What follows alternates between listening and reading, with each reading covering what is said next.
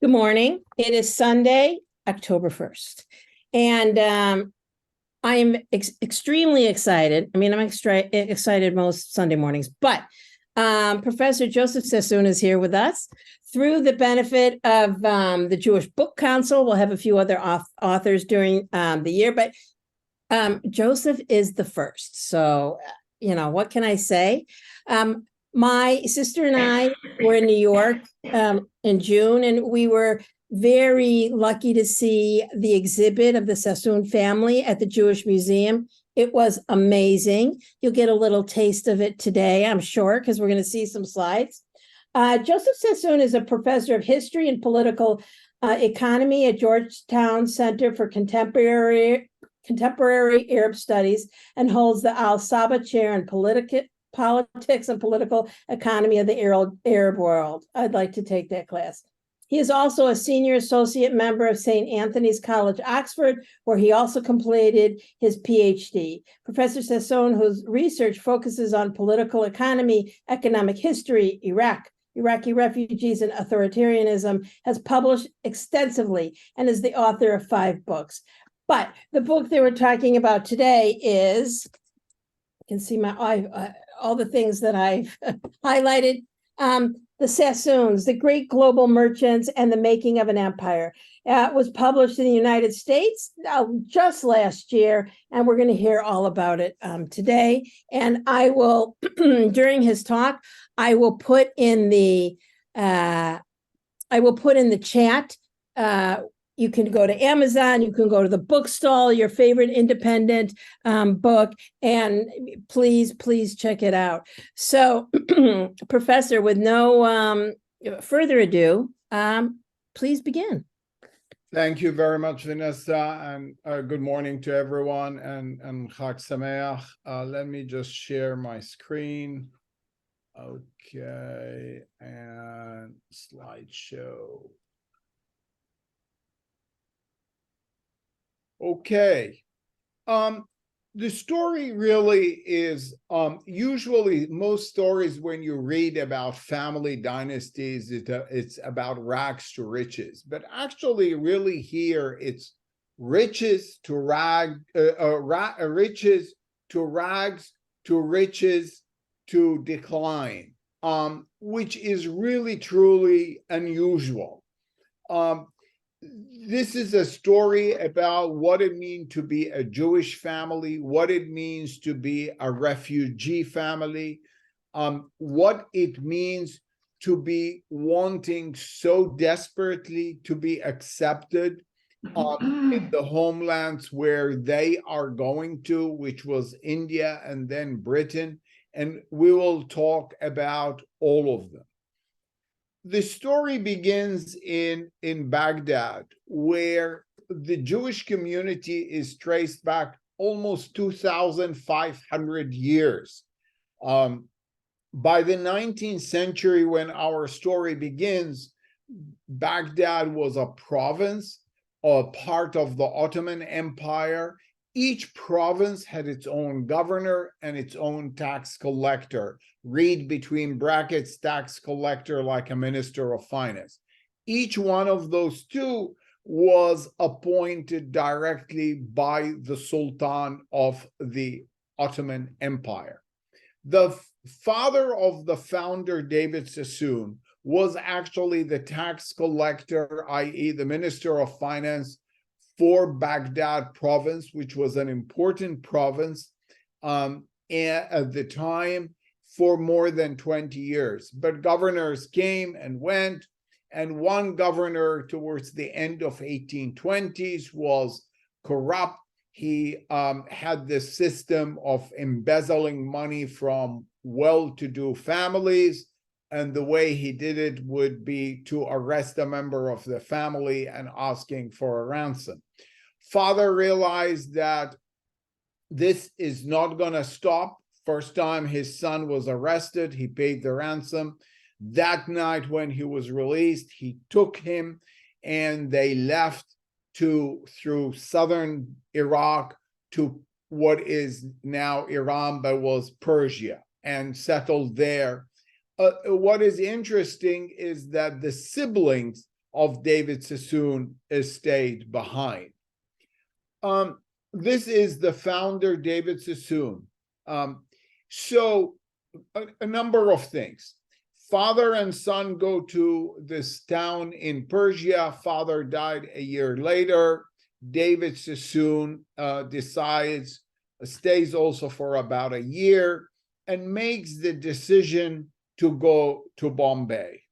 So two things. One, why did he decide to go to Britain?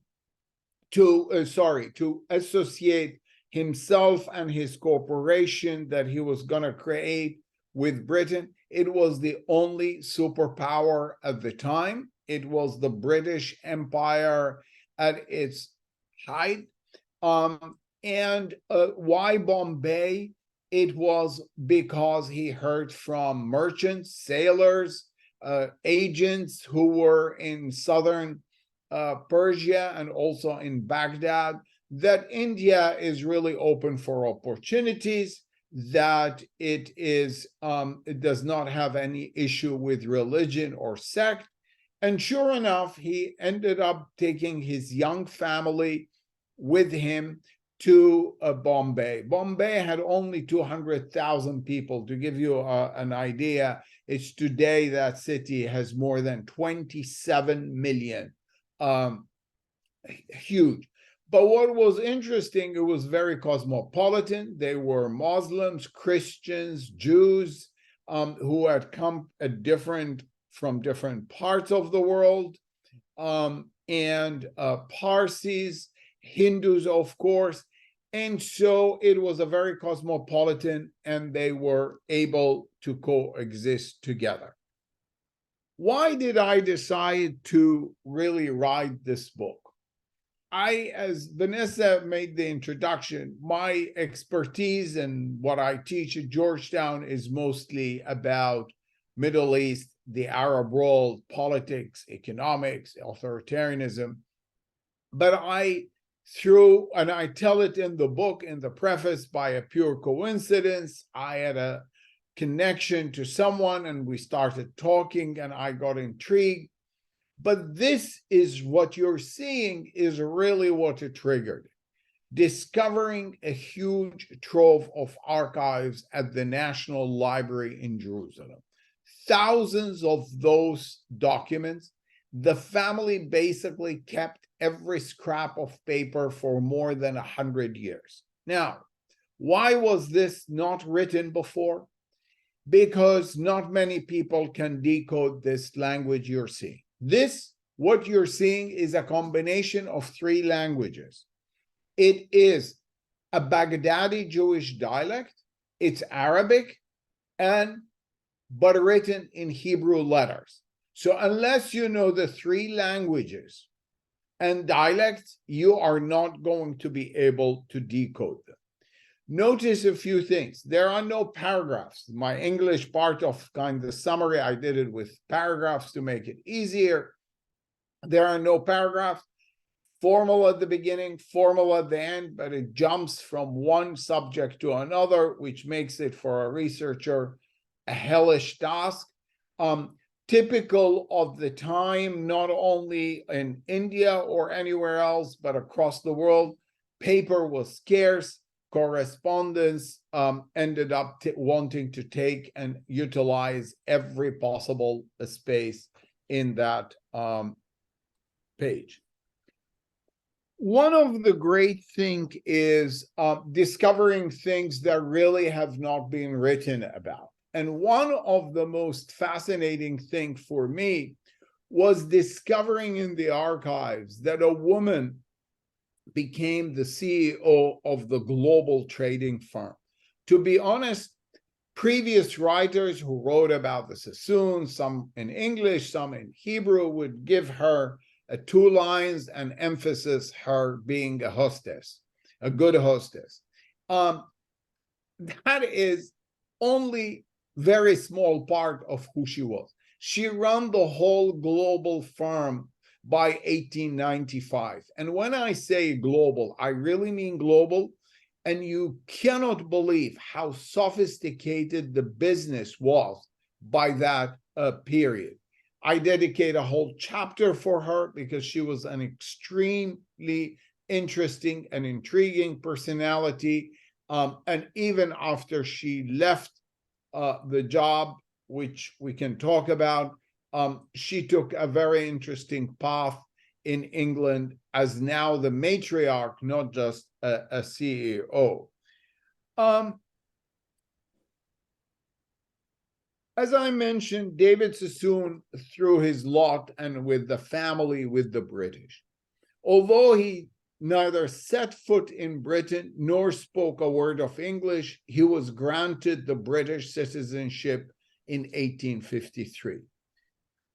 Note something, that he is swearing allegiance not just to a sovereign, but to a corporation, a stockholder corporation. Why? Because East India Company controlled India for 200 years, and actually that was terminated only in 1857. Interestingly, David Sassoon, when he arrived in India, did not know English, but did not learn English. He knew Arabic, Hebrew, Persian, Turkish, and began to learn Hindu. In fact, on this document, for the swearing of the allegiance, he signed in Hebrew. This shows you how Bombay was very friendly to the small Jewish community that lived in the mid-19th century in India. I mean, it's truly remarkable discovering this, that Jews were taking the tram so they don't have to pay on Shabbat, and this would make their lives easier. Let me just go through the main characters of the family. The founder, I started talking about him, and I'll come back. His oldest son, Abdullah, and notice between brackets, and actually you could see that in the book, all of them anglicized their names if needed. Elias stayed Elias, he's the second son, and Farha, who anglicized her name Flora, is the CEO of the global trading firm. And Victor, who really transferred the firm in China, particularly in Shanghai, and one of the attendants was just mentioning that she saw so much of the Sassoons in Shanghai. There are a lot of other personalities. There was a Sir Philip Sassoon, who was a connoisseur of art and became head of the National Gallery, which was an incredible honor in Britain in the 1930s. There was the famous World War I poet Siegfried Sassoon, very well known as the first pacifist in World War I. He was a soldier, an officer injured in war, received the highest decoration. There are a lot of personalities, but these are the five main ones. Family was of incredible importance to David Sassoon. He was very religious. He was very traditionalist. His first wife bore him 2 sons and 2 daughters, but she died after the birth of the 4th child, which was at the time quite common, given we're talking about the period of 1820s. He married later another wife, and with her, they had 10 children. Now, remember, the 10 children, that those who survived, again, we're talking now early to mid-19th century, where child mortality and mother's mortality was very, very high. This combination of 14 boys and girls, what I call the small Sassoon army, was utilized and dispersed to create an important network. And then this is critical word, network. There are 2 elements for the success of any large business. whether you're talking 18th, 19th century, or you're talking right now in 21st century. Having incredible network and having the right information. At the time, given the state of technology and the delay of information reaching different places, the fact that you are spreading your family, that you have loyal and trustworthy members who can create a network, develop it, and provide you with the right information. What right information, you might ask? I'll give you many examples, but one thing that comes to mind. The silk harvest in France is very bad in a specific year. Well, you turn and buy silk from Japan because you know the demand is there and prices will go. That's just one small example. One of the most interesting aspects in the files and the documents that I discovered, because they had all their book ledgers, all the trades, is they created something very important, which really did not exist and rarely exists today. They tax themselves a charity tax on every trade. So when you look at the book ledger, you will see, for example, a chest of tea price, travel cost, maritime insurance, but always, without exception, the last line is a charity tax. They called it tzedakah, 1/4%. Now, you can argue 1/4% is nothing. You're right, but remember, they were doing hundreds, if not thousands of trades. And the beauty of the system is the fact that irrelevant of whether the trade was profitable or not, the tax is being collected. What happens? At the end of that period, huge amounts of money was accumulated, and it was given to two main aspects. One, the Jewish communities in where they lived and worked, only in the places where they lived and worked, or to the cities that they resided in. I'm going to come back to the charity and show you a couple of things, but notice the great expansion. I mean, it is really, truly remarkable. There are 3 red stars. There is Bombay, and then Shanghai, and then by the 1870, we have London.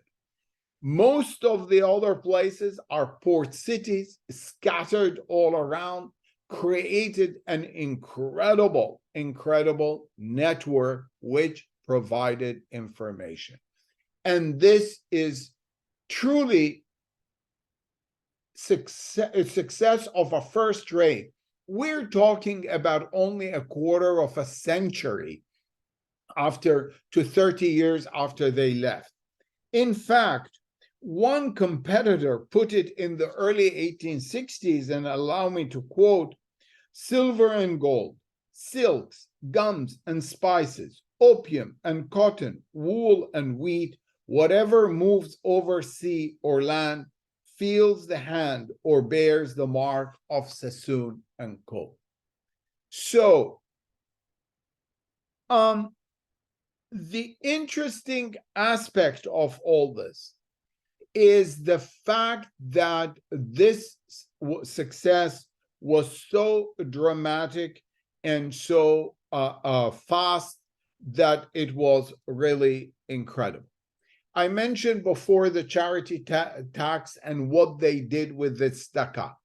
These are typical 2 synagogues that exist today. In fact, the one to the right in blue, Magen David, which is a stunning building, renovated by the Indian government about 10 years ago. It's a functioning synagogue used now by the community in Bombay.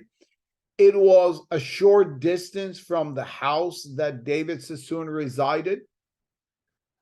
In his last few years, he moved to Pune because it has a better weather. It's about 5 hours drive today from Bombay, and it has less humidity. And there again, he built a huge synagogue. What is really remarkable in this, this is a modern picture you're seeing, is the fact that you almost anywhere in Pune, which is now again a city of 7-8 million, it's an high-tech hub, that you could see this building. By the way, he built a very large hospital there, which is called the Sassoon Hospital to this day.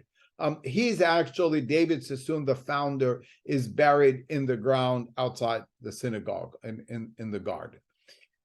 But I said he gave also to the community. If you go today to Mumbai, in the heart of the city, you will find this beautiful building, which is really an oasis in the middle of this insane city of 27 million people. It's a beautiful library that any resident can use. When you enter, there is his statue hovering over everything. 1864, David Sassoon, the founder, died. He left a will which made it very, very clear. His oldest son, Abdullah, shall inherit him and be the next boss.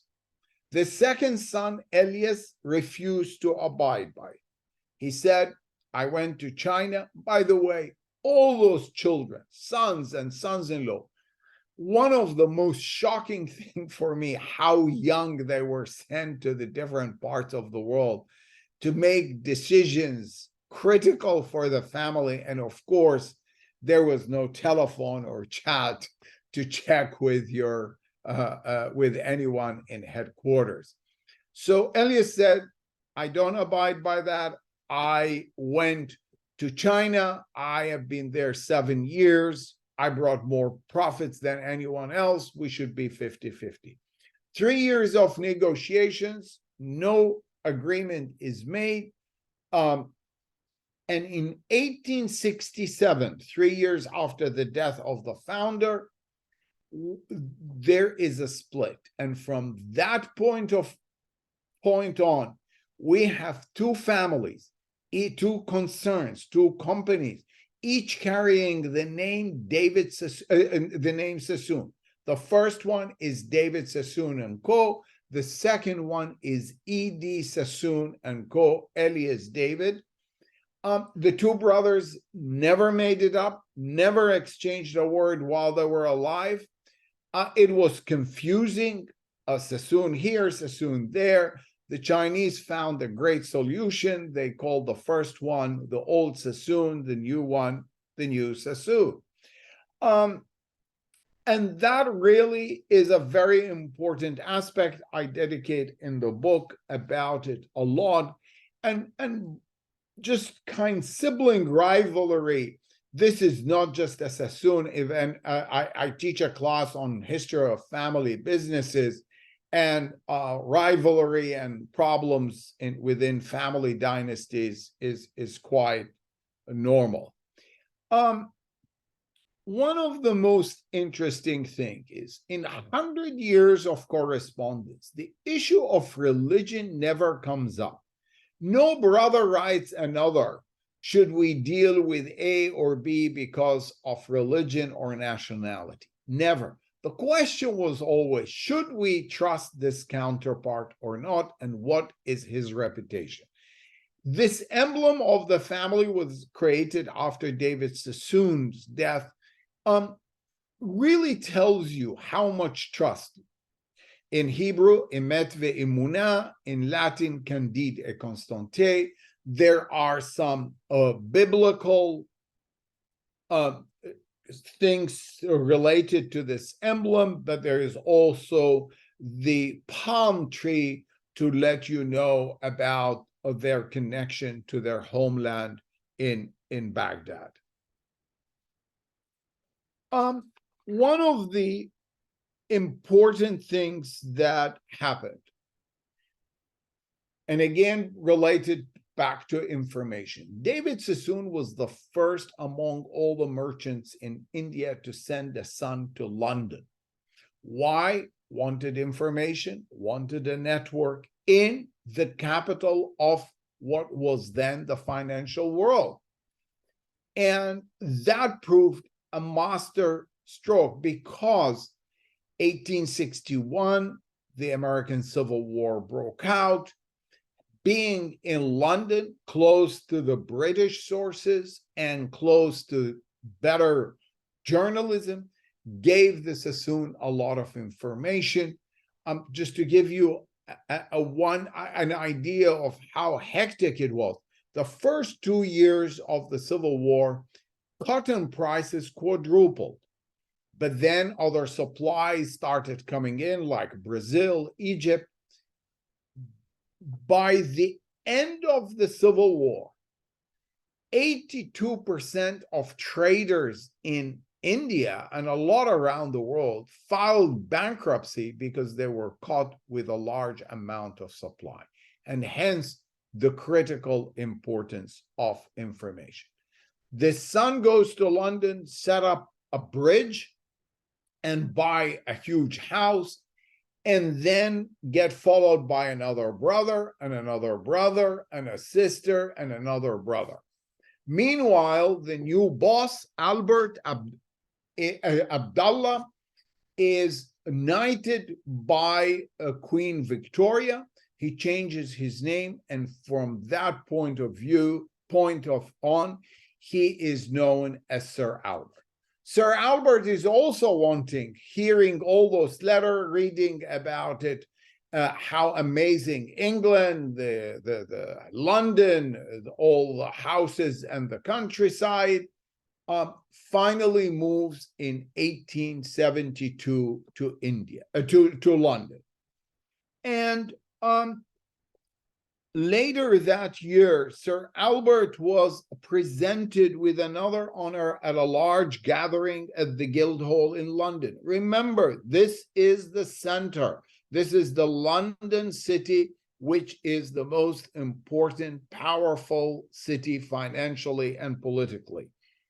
As the presentation brochure stated, and I'm quoting, "This is the first time an East Indian merchant had been admitted to the honor, highly prized by its possessor and much coveted by the aspirants to city fame.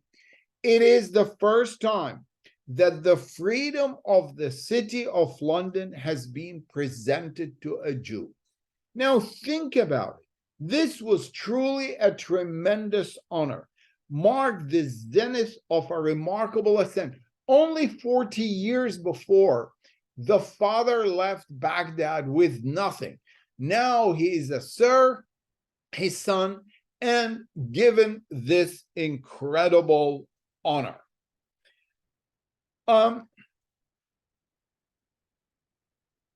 They wanted desperately to be part of this incredible aristocracy. They always had huge houses. The first house that David Sassoon, you can see at the bottom left, in Bikula, Bombay, still exists, is now a hospital called Messina Hospital. Of course, it has changed, but the main structure is there. And when I found it and I found the emblem still with the Hebrew in it, I was truly emotional looking at it and touching it. The house that David bought, and then later on his son expanded and became connected to the David Sassoon Hospital in Pune, in the middle one. But then you see the houses in Brighton, in Ashley Park, in London. And in the book, you could see a lot of these descriptions about houses and how grand they are. This, to me, really kind of tells you the whole story. This desperation to be so much part of the upper class. What is the ticket? What are the rules? The rules is that you do what the upper class does. What does the upper class in 19th century Britain does?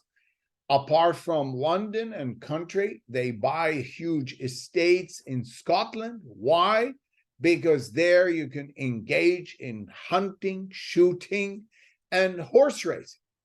And this is the exact opposite of the personality of David, and to a large extent of Albert and Elias.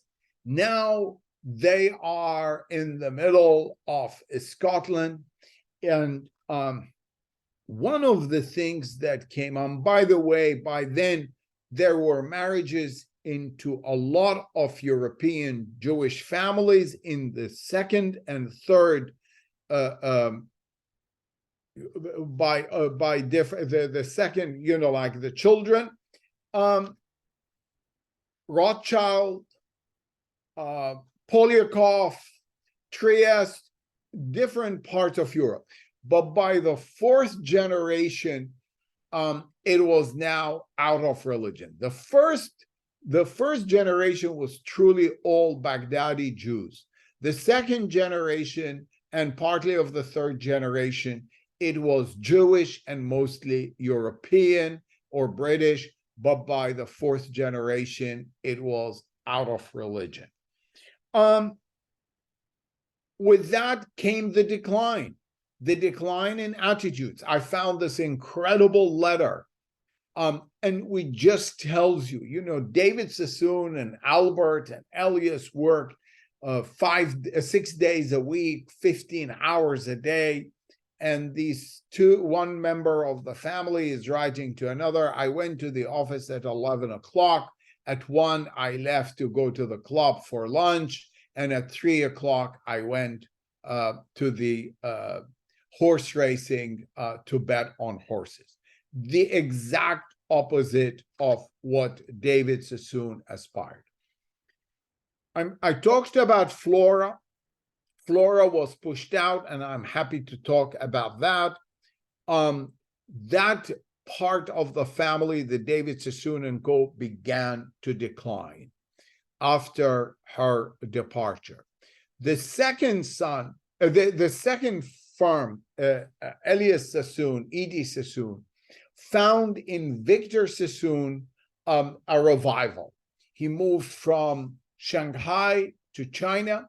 He was the first to build a skyscraper. The picture on the left, you see that building that he built.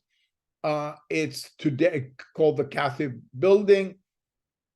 Everything was nationalized in 1949, and the Sassoon, Victor Sassoon and Edie Sassoon lost 17 large buildings. It was very innovative, not just skyscraper, the first to introduce service apartment, which was truly a new concept. The picture to the right shows you the building as it is today on the main street of Shanghai, the Bund. It is now a 5-star hotel, of Fairmont Hotel. It was renovated, I think, about 10 years. Victor himself was a playboy, an interesting character. There is a chapter about him. He hobnobbed with all the people in the famous people. Marlene Dietrich was rumored to be his girlfriend. You could see him with Charlie Chaplin. All those famous people. If you were famous in the 1930s, you must go to Shanghai. This was the place to be seen. And he entertained them and hosted them. But when he went afterwards, the picture with Charlie Chaplin is in Hollywood after the beginning of World War II. But World War II ended, and then a civil war began between the communists and the nationalists. By 1949, the communists took over, and every foreign asset, irrelevant of who owns it, by whom, was nationalized. And so that family came kind to an end. He was a broken man by that at the end of it. He felt he bet on China, left India. That bet proved in the beginning phenomenally successful, but ended up in a disaster. And so he left and actually moved to the Bahamas, married a young nurse, and died there in 1961. And in a way, that part of the family came, so its end with him. Thank you. I'll stop sharing and take questions. I know that I certainly have a lot of questions, but I'm going to let, does anyone, if you can raise your hand virtually, and or if you want to put it in the chat and then I can repeat it. So I am going to continue. I did forget to say, and you mentioned that you Arabic, you speak, read, and write. French, you speak, read, and write. Hebrew, you speak, read, and write. And Persian, you just read. So, wow. And that has to help all of your research. The other thing that I wanted to talk about is, to go back here. The Sassoon family was regularly referred to as the Rothschilds of the East. This wasn't just lazy, it was wrong. For one thing, the Sassoons' interest and influence stretch right around the world, from Shanghai via Bombay, London, and Lancashire, all the way to the Atlantic coastal plain of the United States.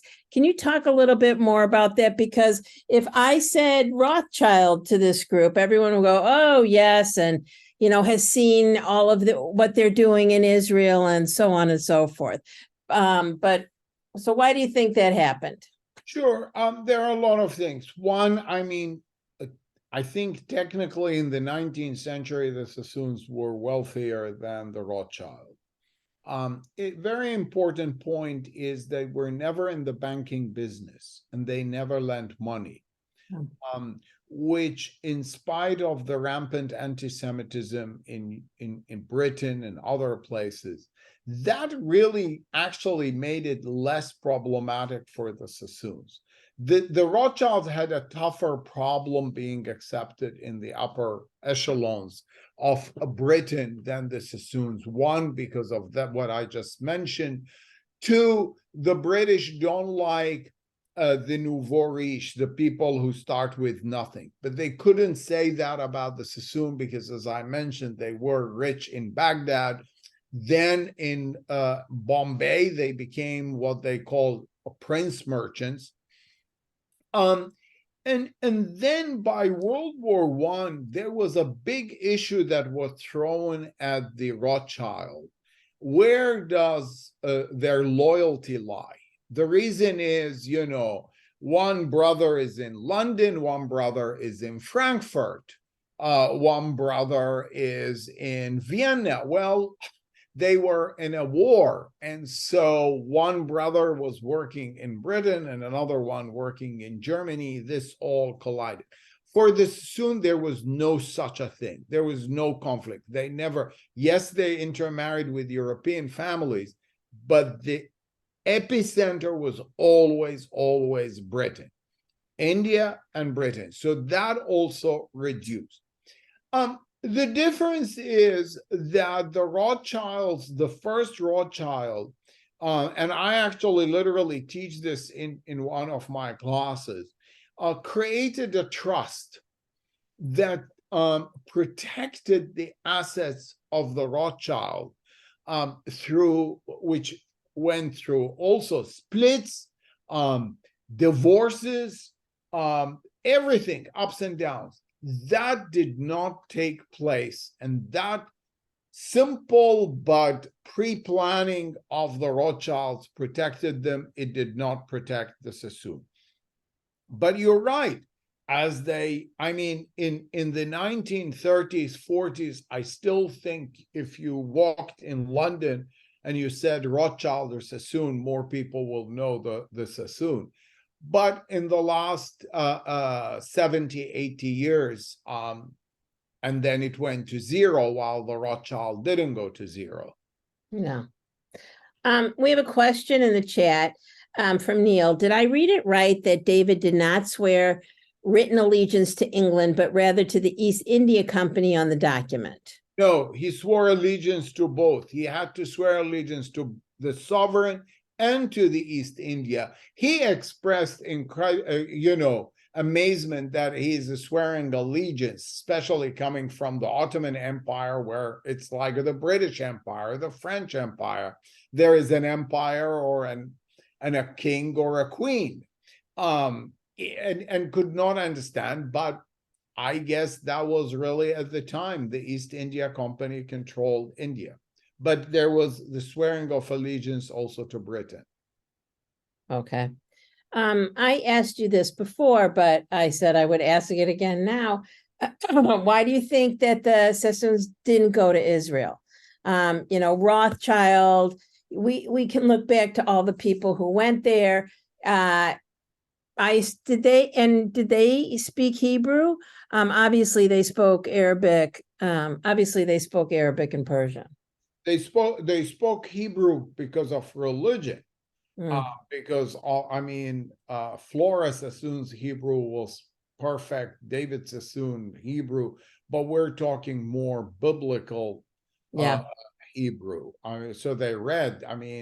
They all studied the Talmud. They all did a lot of research. A number of reasons. One, when they set up this tzedakah tax, they decided they want to give it only and only to the communities they belong to and in the cities they lived in. They really couldn't see. Emissaries from Palestine were coming to India to ask for their money when they heard. And on an individual basis, if someone says, oh, I want to build a synagogue, they gave money. But really, nothing kind in the sustainability that the Rothschild had, and continuing to give. The second reason, which I explained, is they were so desperate to be British that I don't know whether they were worried about their position or not, or they could be seen like the Rothschilds with multiple loyalties.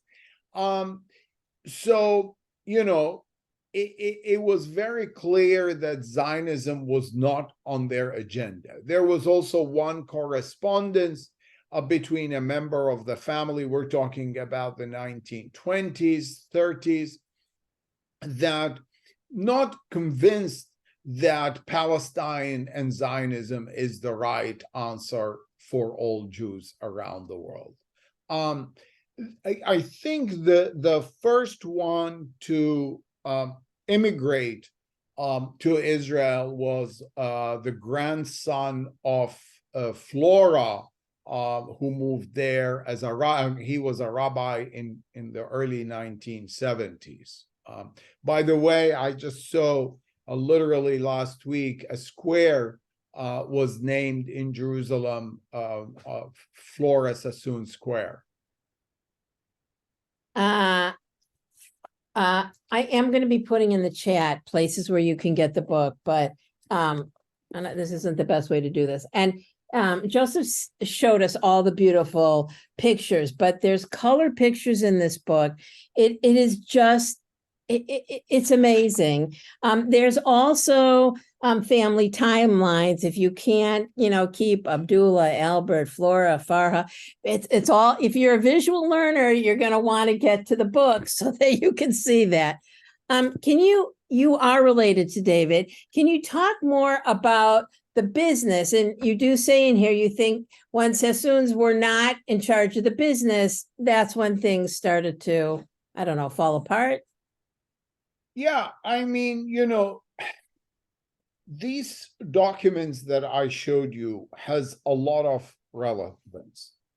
So when you wrote a letter in the early 19th century, mid-19th century, you sent it with a messenger on a boat from one place, from A to B. A lot of these boats took 2 weeks, 3 weeks, 6 weeks. But one thing used to happen also. These messengers unscrupulously, in many cases, would sell the information to competitors. Guess what? No one could sell the information that are in the letters of the Sassoon, Right. because no one can decode it. Right. Now, that's the plus. The minus is, after I show you this huge map and the spread, they kept recruiting from Baghdad. Why? Because they needed people who can read that and write that language. And apart from the Baghdad Jewish community, no one could do it. So that really reduced the pool of talent dramatically and impacted them. They didn't want to hire outsiders. But when they started getting to the outsiders, and I'm talking about the 1930s, they were hiring them and they were not interested in the business. So it was the worst combination. They didn't hire them when they were very involved, but they did hire them when they were not involved, and thus, letting go of the control. Or these outsider came in and realized that the bosses and the owners are not really that interested, so they never took initiative. There was a guy who was actually not Jewish, a British, who became running it. For 15 years, you barely see a document that he has written. Is there to get paid and sign documents, but that's it. But there was no initiative. There is nothing, while the world was changing at such a fast pace. Yeah. Now, of course, you're much younger, but was there any pressure for you to go into the business, or there was no business by the time I was okay. born? The business died totally and utterly by World War II, and in Shanghai really died, in 1949. There was no business. So no, I mean, when I was born, my father was not in the business. There was no such a business. He actually was in the construction business. Huh. And have you seen all of the synagogues and hospitals that the Sassoons, that you have pictures of? Yes, yeah. I mean, you see it in the book. There are, as one of the attendants, there are synagogues in Hong Kong, synagogues in Shanghai, Burma. There is a Sassoon house in Kyoto in Japan. There are plenty to see, and they are wonderful to be seen. I think there's someone raised yes. Jim. Yeah, the question I had has to do with the role of the family during World War II in Shanghai. I know your book certainly talks about what happened after the war with the communist takeover and so on. And as I recall, part of the issue during World War II is that so many of them weren't in Shanghai just at the right moment. But the Kaduris, for example, who created the schools and got involved in the ghettos, I'm curious if you have a little more information about the role of the family there. Sure. Victor Sassoon actually did a lot for the refugees in coming.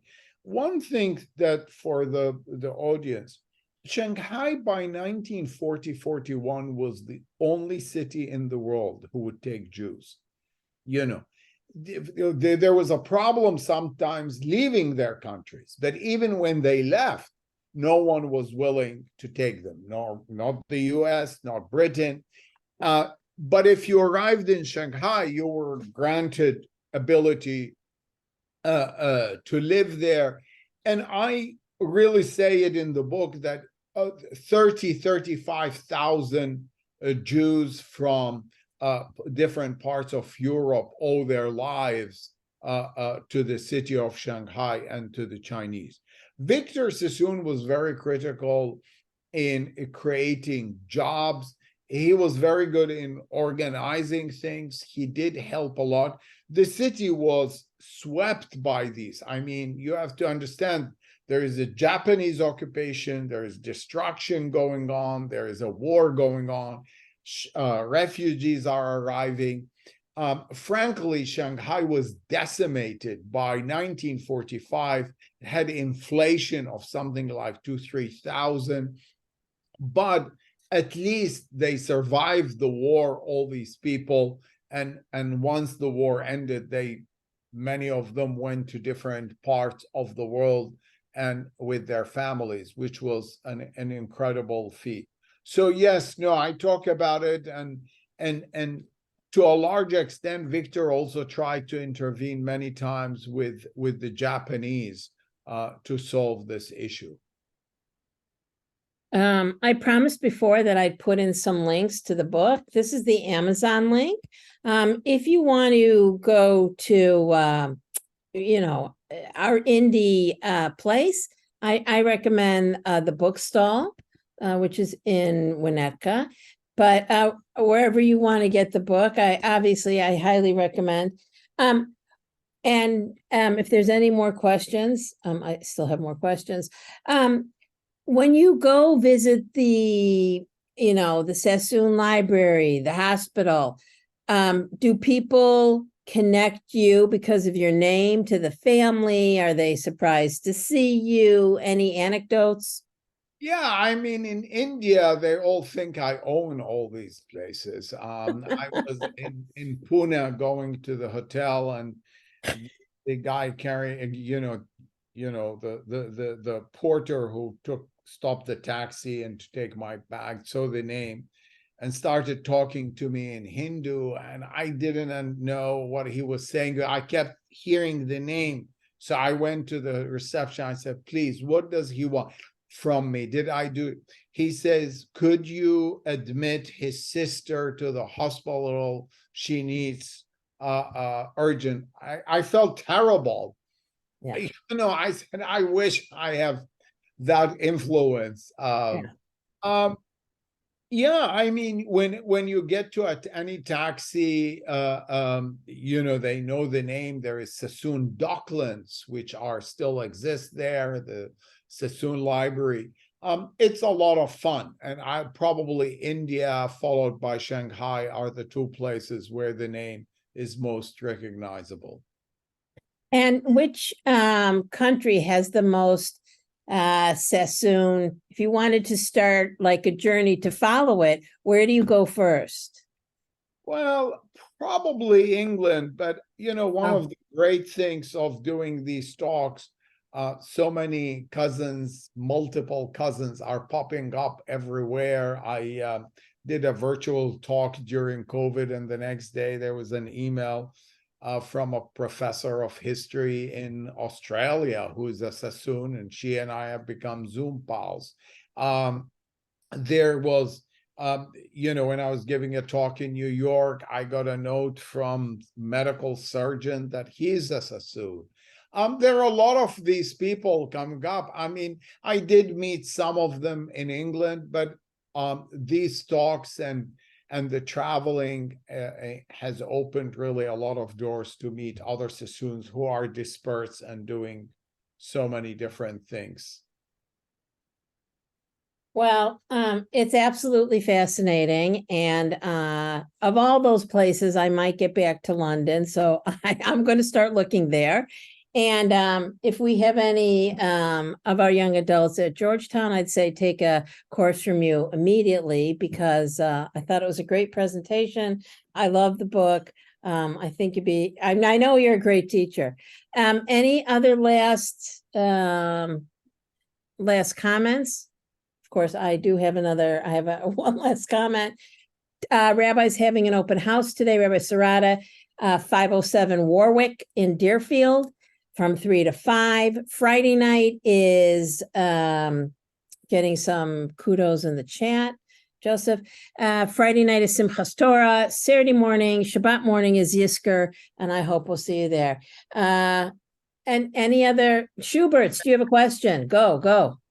When these long lost relatives start popping up, do they give you any insight into the family history, Or are they sort No. of detached No, from? they don't, and many of them have heard, stories from their great uncle who heard it from his grandmother. So a lot of these stories are dubious, to say the least. But they have their own interesting stories, of their parents and grandparents, which, but not really to the history of the family going back. I mean, the archives are the archives. And so everything I saw at the exhibit at the Jewish Museum, where does all that, where did it all go back to? So there is still a lot of art that belonged to different members of the family. In Christmas 21, Sotheby had a huge collection for sale of art, of memorabilia, of even clothes, that was sold for millions and millions. And of course, the Sassoon Codex, which people read about it in the New York Times, it's a Bible, a Torah that goes back to the 923. The first one among the first who purchased it in the 1920s was the son of Flora. Unfortunately, his son sold it in 1972 for $500,000, and only to be sold recently for $38.5 million. So that tells you a little bit. Wow. I do have a question. You're not related to Vidal Sassoon, right? No, Vidal Sassoon is not a member of the family. It's just the name Sassoon. Sasson is Simcha. Sasson v'Simcha. Yes, Sassoon v'Simcha, nachon. Okay. Any other questions? Did I not, if I didn't see you? Really great. You've given us so much to think about. Go get the book, go order it. And we'll see everybody next week. We have let me quickly well, I've got a lot of good things coming up, so I will tell you exactly who's coming up next week. It is Richard Green, Alan Green's son, and he is the bureau chief at CNN in Jerusalem. So we'll see everybody next week, 10 a.m. And Hag Sameach, and be well. Thank you very much, all Thank of you. you. Thank you very much, Vanessa. Take care. Bye-bye.